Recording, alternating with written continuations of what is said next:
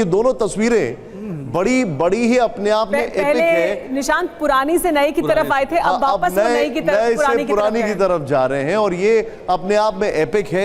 और ये तस्वीरें जो आपके सामने हैं ये आज का सबसे एस्टैब्लिशिंग शॉट है। लेकिन ये पॉलिटिकल सवाल तो चलते रहेंगे, ये थोड़ा बहुत ऑन अ लाइटर नोट में रामकृपाल जी से पूछा था, लेकिन सबसे बड़ा सवाल अभी ये है कि जो वॉइसेस ऑफ डिसेंट थी, जो वॉइसेस ऑफ ऑपोजिशन थी, वो सब डाइल्यूट होती दिखाई दे रही है, कम से कम अभी इस वक्त की बात की जाए।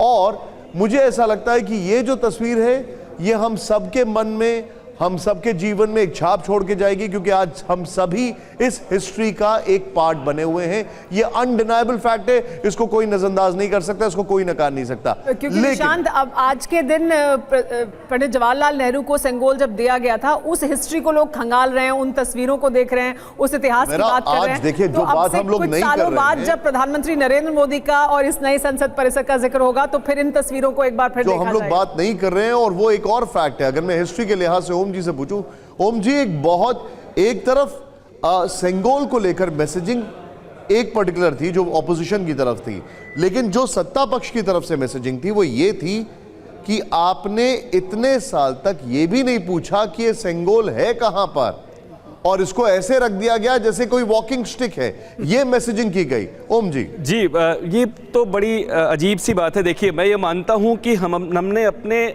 बहुत गौरवशाली इतिहास को, कभी हम दुनिया में सिरमौर थे, हम विश्वगुरु कहे जाते थे, लेकिन 190 साल की या 200 साल की जो ब्रिटिश सत्ता थी उसमें हमने उसको भुला दिया। ऐसी रणनीति बनाई गई कि उसे भुला दिया गया। 1947 में इस प्रथा के माध्यम से अपनी बहुत समृद्ध विरासत को एक बार हमने जिया, तो पुनर्जीवित तो किया। लेकिन सच्चाई यह है कि आज भी मेरी उम्र के जितने भी लोग हैं या मिलेनियल्स की हम लोग बात करें, किसी से अगर कोई पूछे कि सेंगोल क्या है, कोई नहीं बता पाएगा इस घटना के पहले। मैं यही बात कह रहा हूं कि 1947 में इस अपने बहुत समृद्ध विरासत को, जिस प्रतीक के बड़े जबरदस्त मायने थे, उसको हमने पुनर्जीवित तो किया, लेकिन फिर उसको इस तरह से सेक्लूजन में डाल दिया। और मुझे तो कई बार बड़ी कोफ्त होती है कि उस पे किसी ने, उसका आईक्यू लेवल कितना अच्छा रहा होगा कि 5 फीट ऊंचे एक छड़ी को उसे न भी समझ में आया, उसको उसने वॉकिंग स्टिक कह दिया। साहब, 5 फीट ऊंची छड़ी को पकड़ने के लिए 7.5-8 फीट का आदमी होना चाहिए। इतने किस आईक्यू का कोई व्यक्ति रहा होगा जिसने ऐसा कह दिया, और उस पूरे इतिहास को, उसको समृद्ध विरासत को भुला दिया गया। ओम जी, वो ये है कि इस पार्लियामेंट, जो नई पार्लियामेंट है, इसमें बाकायदा एक म्यूजियम भी बनाया गया है। जी, बाकायदा एक म्यूजियम भी बनाया गया है जिसमें बहुत सारे हमारे देश की चीजों को दिखाया गया। मुझे लगता है ये भी एक बहुत कल्चरल स्ट्रॉन्ग मैसेज है, क्योंकि पार्लियामेंट विजिट करने वाले देश के कोने कोने से लोग आते हैं। मैं एक बात और कहूँ यहाँ पे कि देखिए, मैं मानता हूँ कि जो देश या समाज अपने इतिहास को भुला देता है ना, अपने आप को भूल जाता है, उसका भविष्य खतरे में रहता है। उसका भविष्य कैसा होगा आप कतई नहीं कह सकते। दुर्भाग्य से ये ऐसा कुछ समय तक हुआ हमारे साथ, लेकिन अगर जब हम अपने पुराने उस गौरव को जीते हैं, अपनी नीतियों को समझते हैं, अपनी स्थिति को समझते हैं, तो वो हमें जिस तरह का आत्मविश्वास, आत्मगौरव देता है, वो आत्मगौरव, वो आत्मबल हमसे नए तरह के और बहुत मजबूत और अस्थायी काम कराने के लिए पर्याप्त होता है। और रामकृपाल जी, क्या इसी वजह से इसे इस तरह से देखा जा सकता है, और क्या यही बताने की भी कोशिश है, यही संदेश भी है कि देखिए, हमारा आज भारत का जो दुनिया में स्थान है, उसके हिसाब से, उसके मुताबिक हमें इस तरह का एक संसद भवन चाहिए जो ग्रैंड हो, जो आधुनिक हो, लेकिन साथ ही भारतीय संस्कृति को हमें नहीं भूलना है। वो हमें वो स्थान दिलाएगी दुनिया में जो बाकी तमाम देशों को, जो शक्तिशाली देश हैं, जो विकसित देश हैं, उन्हें वो स्थान इसी वजह से मिला है क्योंकि उन्होंने तकनीक का सहारा तो लिया है, लेकिन उन्होंने अपनी संस्कृति को पीछे नहीं छोड़ा है। बिल्कुल सही है। देखिए, पहली बात तो ये है कि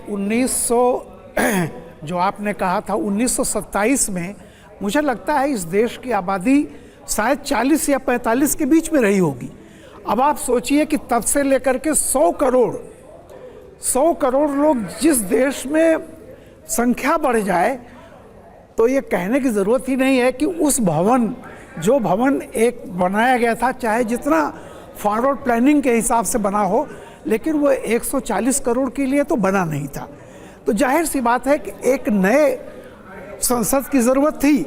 दूसरी बात जो से एक कहा जाता है कि कुछ बात है कि हस्ती मिटती नहीं हमारी, ये हस्ती जो है ये हमारी हस्ती कोई चीज़ को ढूंढ करके कब्जा करने की नहीं रही, जिसके नाते आज भी हमें जो हमारी विरासत रही है वो हमारी विरासत रही है वसुधैव कुटुंबकम की, जिससे बड़ी लकीर कोई दुनिया का कोई भी संस्कृति कोई भी समाज नहीं खींच सका। जी, ठीक है। इस बीच इसलिए हम आज तक, चूंकि हमारे अंदर यह है कि हम मैं दे दूं और न लूं कुछ, उत्सर्ग, केवल उत्सर्ग। मैं आपको